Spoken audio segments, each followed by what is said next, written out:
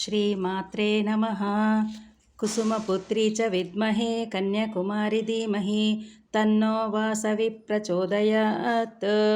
ಶ್ರೀ ವಾಸವಿ ಕನ್ಯಕಾದೇವಿ ಪುರಾಣ ತೃತೀಯೋಧ್ಯಾಯ.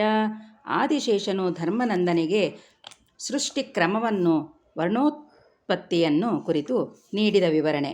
ಧರ್ಮನಂದನಿಗೆ ಆದಿಪರಾಶಕ್ತಿಯ ತತ್ವವನ್ನು ಕುರಿತು ತಿಳಿಸಿದ ಭಗವಾನ್ ಆದಿಶೇಷನು ಅವನಿಗೆ ಮಾತ್ರ ಈ ವಿಧವಾಗಿ ಹೇಳತೊಡಗಿದನು. ಓ ಧರ್ಮನಂದನ, ಪರಾಶಕ್ತಿಯ ಸತ್ಯ ತತ್ವವನ್ನು ಕೇಳಿ ಧನ್ಯನಾದೆ.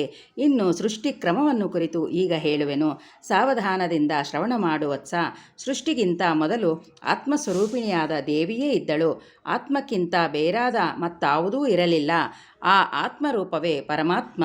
ಅದೇ ಚಿತ್ ಎಂದು, ಸಂವಿತ್ ಎಂದು, ಪರಬ್ರಹ್ಮವೆಂದು ಹಲವು ವಿಧಾನಗಳಿಂದ ಹೇಳಲ್ಪಟ್ಟಿದೆ. ಆ ಆತ್ಮವು ಮಾತು ಮನಸ್ಸುಗಳಿಗೆ ಎಟುಕುವುದಲ್ಲ, ಕೇವಲ ಕೃತಿ ಪ್ರಾಮಾಣ್ಯದಿಂದಲೇ ತಿಳಿಯುವಂಥದ್ದು. ಅದರೊಡನೆ ಹೋಲಿಸಬಹುದಾದ ಎರಡನೆಯ ವಸ್ತುವು ಜಗತ್ತಿನಲ್ಲಿಲ್ಲ. ಇರುವಿಕೆ, ಹುಟ್ಟುವಿಕೆ, ಬೆಳೆಯುವಿಕೆ, ಬದಲಿಸುವಿಕೆ, ಕ್ಷಯಿಸುವಿಕೆ, ನಶಿಸುವಿಕೆ ಎಂಬ ಷಡ್ವಿಕಾರಗಳಲ್ಲಿರುವುದು ಆತ್ಮ. ಅದನ್ನೇ ಸಮಸ್ತ ವೇದಶಾಸ್ತ್ರಗಳು ಅವ್ಯಾಕೃತವೆಂದು, ಅವ್ಯಕ್ತವೆಂದು, ಸಮಸ್ತ ಕಾರಣಗಳಿಗೆ ಕಾರಣವೆಂದು, ಆದಿತತ್ವವೆಂದು, ಸಚ್ಚಿದಾನಂದ ರೂಪವೆಂದು ತಿಳಿಸಿಕೊಟ್ಟಿವೆ. ಆದಿಪರಾಶಕ್ತಿಯಾದ ನಿರ್ಗುಣ ರೂಪವೆಂದು ತಿಳಿಯಲಾಗುವುದು. ಶುದ್ಧ ಚೈತನ್ಯವಾದ ಆ ದೇವಿಯು ಮಾಯೆಯ ಒಂದಾಗುವಿಕೆಯಿಂದ ಸೃಷ್ಟಿಗೆ ನಿಮಿತ್ತ ಕಾರಣಗಳಾಗಿರುವಳು.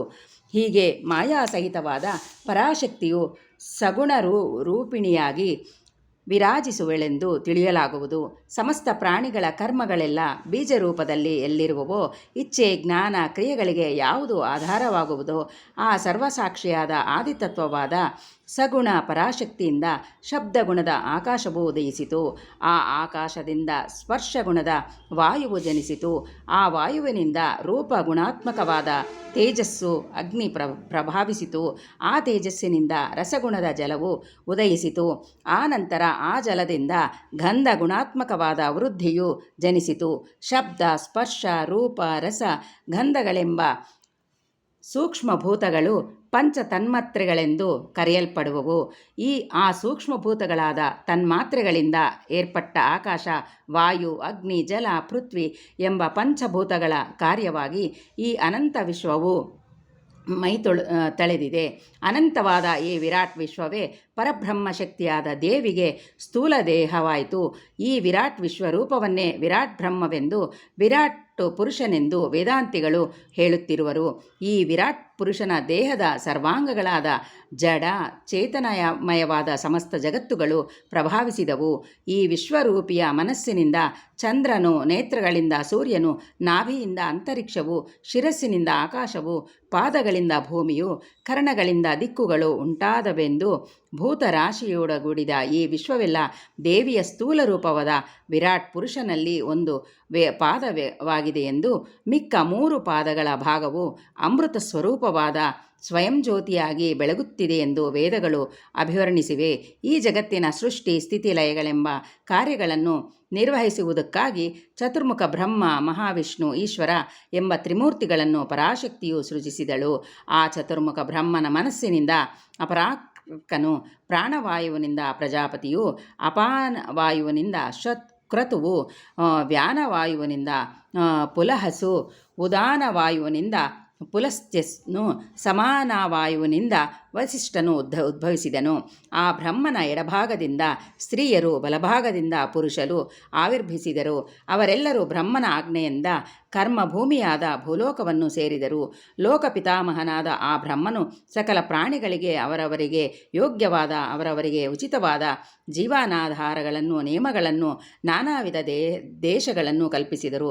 ಆನಂತರ ಬ್ರಹ್ಮನು ತನ್ನ ಅವಯವ ಭೇದಗಳಿಂದ ಜನ್ಮಿಸಿದ ಮಾನವೋತ್ತಮರಾದ ಋಷಿಗಳಿಗೆ ಋಗ್ಯಜುಸ್ ಸಾಮಥಾವರ್ಣಗಳೆಂಬ 4 ವೇದಗಳನ್ನು ಪ್ರಸಾದಿಸಿದನು.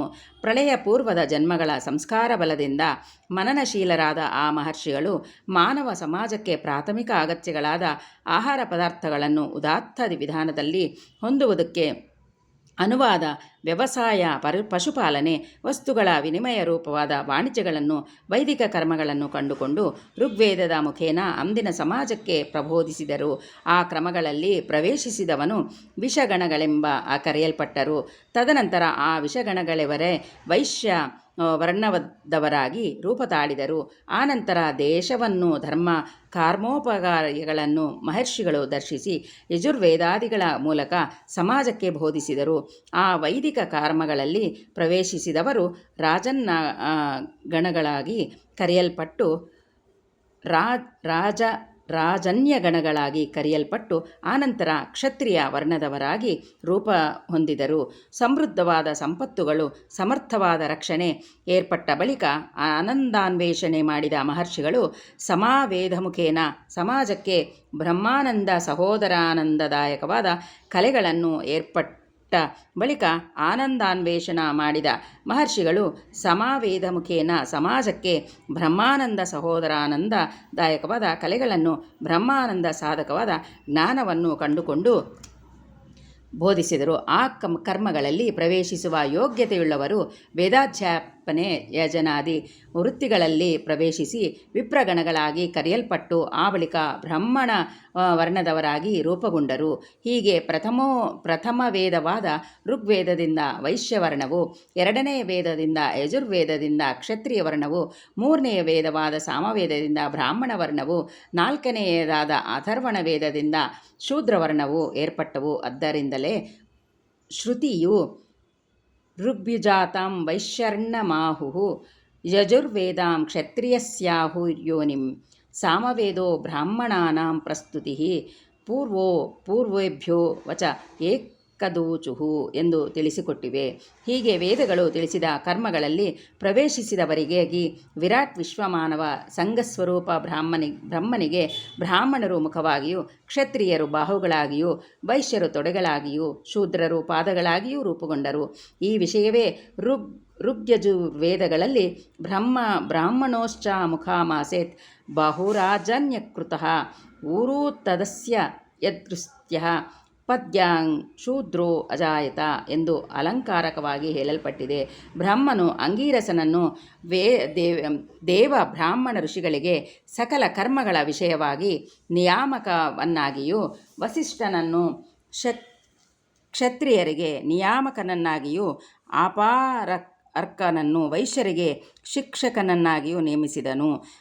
ಭುವಿಯಲ್ಲಿ ಅಂಗೀರಸ ಮಹರ್ಷಿಗಳು ಬ್ರಾಹ್ಮಣರಿಗೆ ವೇದ ವಿಹಿತ ಕರ್ಮಗಳನ್ನು, ಶ್ರೌತ ಸ್ಮಾರ್ತ ಕರ್ಮಗಳನ್ನು, ಬಹುವಿಧ ಯಜ್ಞಗಳನ್ನು ಚೆನ್ನಾಗಿ ಅರುಹಿದರು.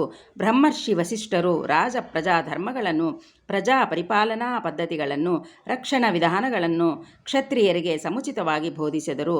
ಅಪರಾರ್ಕ ಮಹರ್ಷಿಗಳು ಸಕಲ ವಸ್ತುಗಳ ಪರಿಜ್ಞಾನವನ್ನು, ಕ್ರಯ ವಿಕ್ರಯಗಳಲ್ಲಿ ಕುಶಲತೆಯನ್ನು, ಧರ್ಮ ವಿಚಕ್ಷತೆಯನ್ನು, ಯಜ್ಞಾಚರಣೆಯನ್ನು, ದ್ವಿಜಾನುಸರಣೆಯನ್ನು, ಸತ್ಯವ್ರತಾದಿಗಳನ್ನು ವೈಶ್ಯರಿಗೆ ಬೋಧಿಸಿದರು. ಅವರೆಲ್ಲರೂ ತಮ್ಮ ಗುರುಗಳು ಉಪದೇಶಿಸಿದ ವಿಧಾನಗಳನ್ನು ಅನುಸರಿಸಿ ವಿದ್ಯುಕ್ತ ಕರ್ಮಗಳನ್ನು ಆಚರಿಸಿ ಪ್ರಸಿದ್ಧರಾದರು.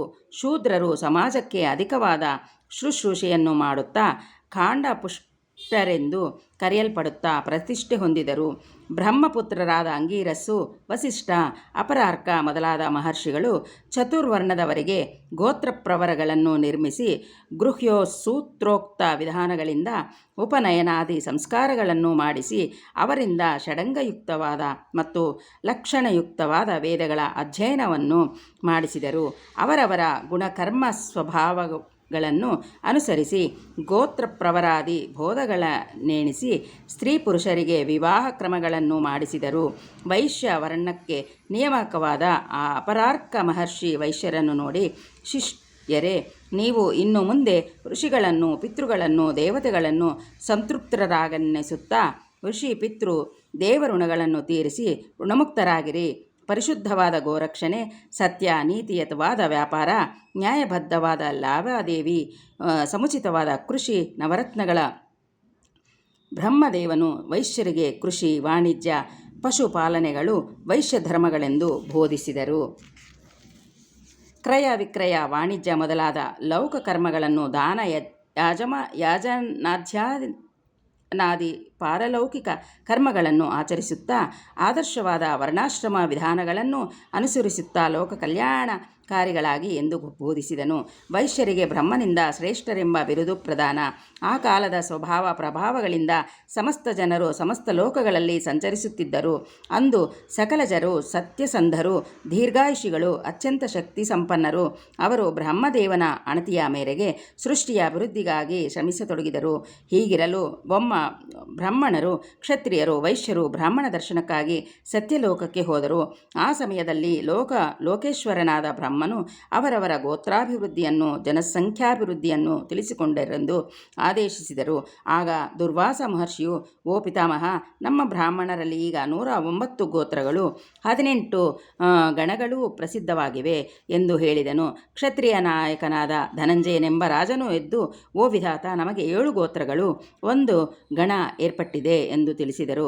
ಬಳಿಕ ವೈಶ್ಯನಾಯಕನಾದ ಸೋಮದನು ನಿಂತು, ಬ್ರಹ್ಮದೇವ, ನಾವು 714 ಗೋತ್ರದವರು 102 ಗಣದೇವರಾದವು ಎಂದು ಭಿನ್ನಸಿದರು. ಆಗ ಬ್ರಹ್ಮನು ವೈಶ್ಯರ ಗೋತ್ರಾಧಿಕ್ಯಕ್ಕೆ ಸಂತಸಿ, ಮಕ್ಕಳೇ, ನೀವು ಪ್ರಜಾ ಸೃಷ್ಟಿಯನ್ನು ಅಭಿವೃದ್ಧಿಗೊಳಿಸುವುದರಲ್ಲಿ ಶ್ರೇಷ್ಠತ್ವವನ್ನು ಸಾಧಿಸಿದಿರಿ. ಆದ್ದರಿಂದ ಇನ್ನು ಮುಂದೆ ಶ್ರೇಷ್ಠರು ಎಂಬ ಹೆಸರನ್ನು ಹೊಂದುವಿ ಎಂದು ಹೇಳಿ ವೈಶ್ಯರನ್ನು ಆಶೀರ್ವದಿಸಿದನು. ಬಳಿಕ ಸರ್ವಜನರು ಬ್ರಹ್ಮದೇವನನ್ನು ಪೂಜಿಸಿ ಭೂಲೋಕಕ್ಕೆ ಹೊರಟು ಹೋದರು. ಎಲ್ಲರೂ ಸಮಸ್ತ ಸುಖ ಸಂಪದಗಳಿಂದ ಶಾಂತಿಯುತ ಜೀವಿಸುತ್ತಾ ಸಾಗಿಸಿದರು ಎಂದು ಕರ್ಣಾಂತರಂಗನಾದ ಆದಿಶೇಷನು ಧರ್ಮನಂದನನಿಗೆ ಯುಗಕಾಲದಿಗಳ ಜ್ಞಾನವನ್ನು, ಪರತತ್ವಜ್ಞಾನವನ್ನು, ಪರಾಶಕ್ತಿ ಸಂಕಲ್ಪಾನುಸಾರ ಬ್ರಹ್ಮನಿಂದ ಉಂಟಾದ ಸಮಸ್ತ ಸೃಷ್ಟಿ ಕ್ರಮವನ್ನು, ವರ್ಣ ವ್ಯವಸ್ಥೆಯನ್ನು ಸಂಕ್ಷಿಪ್ತವಾಗಿ ಅರಿಸಿದನು. ಈ ಅದ್ಭುತ ವಿಷಯವನ್ನು ಕೇಳಿದ ಧರ್ಮನಂದನು ಆನಂದ ಪರವಶನಾಗಿ ಆದಿಶೇಷನೊಡನೆ, ಓ ದಯಾನಿಧಿ ದೇವದೇವ, ನಿನ್ನ ಕೃಪೆಯಿಂದ ಸನಾತನವೂ ಮಹತ್ತರವೂ ಆದ ಜ್ಞಾನವನ್ನು ಹೊಂದನಾದೆ. ಸೃಷ್ಟಿ ರಹಸ್ಯವೆಲ್ಲ ನಿನ್ನಿಂದ ಹೇಳಲ್ಪಟ್ಟಿತ್ತು. ಹೇ ಕೃಪಾಳು, ನನಗೀಗ ಪ್ರಳಯಗಳ ಜ್ಞಾನವನ್ನು ಪ್ರಸಾದಿಸು ಎಂದು ಪ್ರಾರ್ಥಿಸಿದನು. ಆದಿಶೇಷನು ಸಂತೋಷಿಸಿ ಈ ರೀತಿಯಲ್ಲಿ ಹೇಳಲಾರಂಭಿಸಿದನು. ಪ್ರಳಯಗಳು, ಅವುಗಳ ವಿವರಗಳು. ಓ ಧರ್ಮನಂದನ, ನೀನು ಕೇಳಿದ ವಿಷಯವನ್ನು ಸಂಕ್ಷಿಪ್ತವಾಗಿ ತಿಳಿಸುತ್ತಿದ್ದೇನೆ. ಶ್ರದ್ಧೆಯಿಂದ ಆಲಿಸು. ಪ್ರಳಯಗಳು 4 ವಿಧ. ಪ್ರತಿಯುಗದಲ್ಲೂ ಪ್ರಕೃತಿ ವೈಪರೀತ್ಯಗಳಿಂದ ಸಂಭವಿಸುವ ಪ್ಲಾವನ, ಭೂಕಂಪ, ಅತಿ ತೀವ್ರವಾದ ಗಾಳಿ, ಮಳೆ ಮೊದಲಾಗುವುದರಿಂದ ಅಲ್ಲಲ್ಲಿ ಉಂಟಾಗುವ ಮಹೋಪದ್ರವಗಳನ್ನು ಅವಾಂತರ ಪ್ರಳಯಗಳೆಂದು ಕರೆಯಲಾಗಿದೆ. ಒಬ್ಬ ಮನುವಿನ ಕಾಲವು ಮುಗಿದು ಮತ್ತೊಬ್ಬ ಮನುವಿನ ಕಾಲವು ಪ್ರಾರಂಭವಾಗುವುದಕ್ಕೆ ಸವಿಸ್ತಾರವಾಗಿ ಕೇಳಿ ಗುರುಗಳಾದ ಚ್ಯವನ ಮಹರ್ಷಿ ಪ್ರಾರಂಭವಾಗುವುದಕ್ಕೆ ಮಧ್ಯ ಸಮಯದಲ್ಲಿ ಆಗುವ ಮಹಾಪ್ರಳಯವನ್ನು ಮನ್ವಂತರ ಪ್ರಳಯವೆಂದು ಕರೆಯುವರು. ಮನ್ವಂತರ ಪ್ರಳಯಗಳಲ್ಲಿ ಜೀವಿಗಳ ಪ್ರಕೃತಿ ಶರೀರಗಳಲ್ಲಿ ನಶಿಸಿ ಬೀಜಗಳು ಮಾತ್ರವೇ ಉಳಿಯುವುವು. ಮತ್ತೊಬ್ಬ ಮನುವಿನ ಕಾಲವು ಬಂದು ಕೂಡಲೇ ಬೀಜವೃದ್ಧಿ ನಡೆದು ಸೃಷ್ಟಿ ವಿಕಾಸವೇರ್ಪಡುವುದು. ಮನ್ವಂತರವು ಬದಲಿಸಿದಾಗ ಸೃಷ್ಟಿಯ ನೈಮಿತ್ತಿಕ ಗುಣಗಳಲ್ಲಿ ಕೂಡ ಸ್ವಲ್ಪ ಬದಲಾವಣೆಯುಂಟಾಗುವುದು. ಕೊನೆಯದಾಗಿ ಸಂಭವಿಸುವುದು ಕಲ್ಪ ಪ್ರಳಯವು. ಇದರಲ್ಲಿ ಬ್ರಹ್ಮಾಂಡದಲ್ಲಿಯೂ ಭುವನಗಳು, ಪಂಚಭೂತಗಳು ಪ್ರಕೃತಿಯಲ್ಲಿ ಲೀನವಾಗಿ ಹೋಗುವು.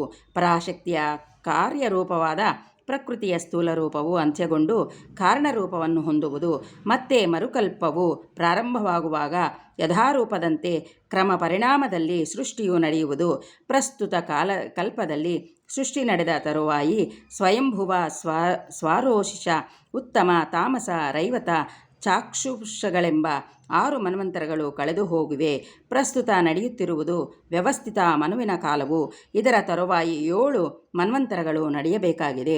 ಈ 14 ಮನ್ವಂತರಗಳ ಕಾಲ ಸೇರಿ ಒಂದು ಬ್ರಹ್ಮಕಲ್ಪವಾಗುವುದು. 14ನೆಯ ಮನ್ವಂತರ ಅಂತ್ಯದಲ್ಲಾಗುವ ಪ್ರಳಯವೇ ಕಲ್ಪಪ್ರಳಯ. ಮತ್ತೊಂದು ಮುಖ್ಯ ವಿಷಯವನ್ನು ಆಲಿಸು. ಈಗ ಗತಿಸಿ ಹೋದ ಮನ್ವಂತರವು ಜಲಪ್ರಳಯವು. ಇದೇ ಪ್ರಳಯಗಳಿಗೆ ಸಂಬಂಧಿಸಿದ ಸಂಕ್ಷಿಪ್ತ ವಿವರಣೆಯು ನೀನು ಸರ್ಗ, ಸೃಷ್ಟಿ, ಪ್ರತಿಸರ್ಗ, ಪ್ರಳಯಗಳ ವಿಷಯಗಳನ್ನು ಕೇಳಿ ಧನ್ಯನಾದೆ ಎಂದು ಆದಿಶೇಷನು ಧರ್ಮನಂದನಿಗೆ ಹೇಳಿದನು. ಇಲ್ಲಿ ಹೀಗಿರಲು ಅಲ್ಲಿ ಚ್ಯವನ ಮಹರ್ಷಿಗಳು ಆಶ್ರಯದಲ್ಲಿ ಚಿಂತಾಕ್ರಾಂತರಾಗಿರುತ್ತಾರೆ. ಪುಷ್ಪ ಸಮಾಧೆಗಳಿಗಾಗಿ ಅಡವಿಗೆ ಹೋದ ಧರ್ಮನಂದನನು ಆಶ್ರಮಕ್ಕೆ ಹಿಂದಿರುಗಿ ಬಾರದಿದ್ದುದರಿಂದ ಚವನರು ಧರ್ಮನಂದನನ್ನು ತನ್ನ ಶಿಷ್ಯಗಳಿಂದ ಅರಣ್ಯದಲ್ಲೆಲ್ಲ ಹುಡಿಸಿದರು. ಏನೂ ಪ್ರಯೋಜನವಾಗಲಿಲ್ಲ. ಧರ್ಮನಂದನನ ಸಹಪಾಠಿಗಳು ನಿದ್ರಾಹಾರಗಳನ್ನು ತೊರೆದು ಧರ್ಮನಂದನಂಥ ಉತ್ತಮ ಮಿತ್ರನಿಲ್ಲದ ತಮ್ಮ ಜೀವನ ಬೇಕೆಂದು ವಿರಕ್ತರಾಗಿ ದುಃಖಿಸತೊಡಗಿದರು. ಆ ಬಳಿಕ ಭಾರ್ಗವಚ್ಚವನರಿಂದ ನಡೆದ ವೃತ್ತಾಂತವನ್ನು ತಿಳಿದುಕೊಂಡ ಧರ್ಮಶ್ರೇಷ್ಠ ದಂಪತಿಗಳು ಬಿಕ್ಕಿ ಬಿಕ್ಕಿ ಅಳುತ್ತಾ ಚವನಾಶ್ರಮವನ್ನು ಸೇರಿಕೊಂಡರು. ಚವನ ಮಹರ್ಷಿ ಅವರಿಗೆ ಸಮಾಧಾನ ಹೇಳಿ ತಪ್ಪಿ ಹೋದ ಪುತ್ರನನ್ನು ಮತ್ತೆ ಪ್ರಸಾದಿಸೆಂದು ದೈವದಲ್ಲಿ ಪ್ರಾರ್ಥಿಸುತ್ತಾ ಅಪೂರ್ವವಾದ ಕನ್ಯಕಾವ್ರತವನ್ನು ಆಚರಿಸಿರಿ ಎಂದು ಉಪದೇಶಿಸಿದರು. ಪರಿಶಕ್ತಿಯಾದ ಆದಿ ಕನ್ಯಕೆಯ ಮಹಾವ್ರತದೀಕ್ಷೆಯನ್ನು ಹೊಂದಿದ ಧರ್ಮನಂದನನ ತಾಯಿ ತಂದೆಗಳು ಶಾಸ್ತ್ರೋಕ್ತ ವಿಧಿಯಂತೆ ಏಕಾಗ್ರಚಿತ್ತರಾಗಿ ವ್ರತವನ್ನು ಆಚರಿಸಲು ಮೊದಲು ಮಾಡಿದರು.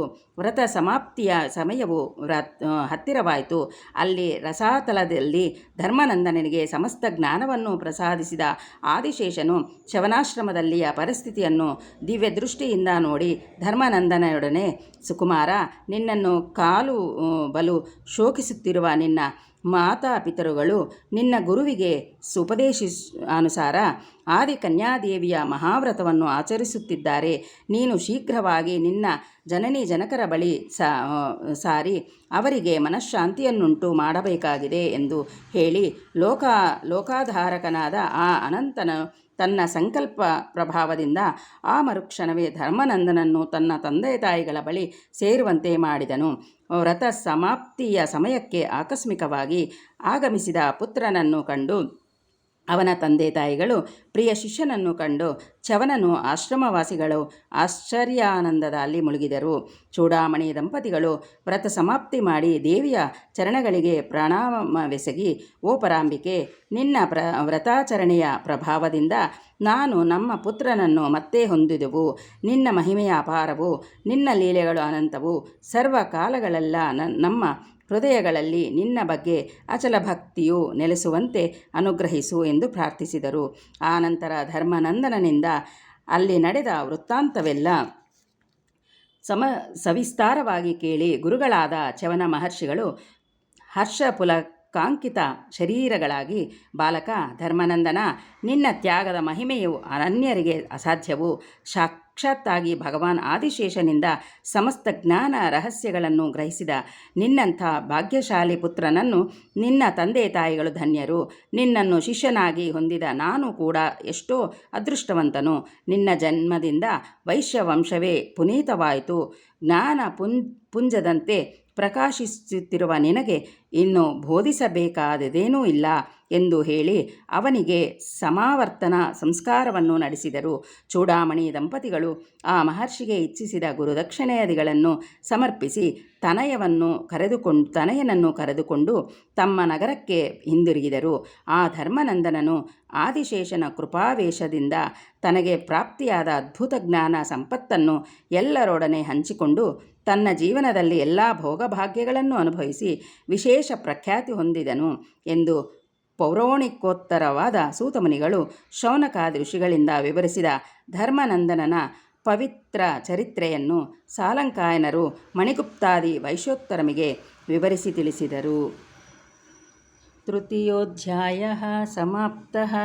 ಸರ್ವಮಂಗಳಮಾಂಗಲ್ಯೆ ಶಿವೆ ಸರ್ವಾರ್ಥಸಾಧಿಕೆ ಶರಣ್ಯೆ ತ್ರ್ಯಂಬಕೆ ದೇವಿ ನಾರಾಯಣಿ ನಮೋಸ್ತುತೆ.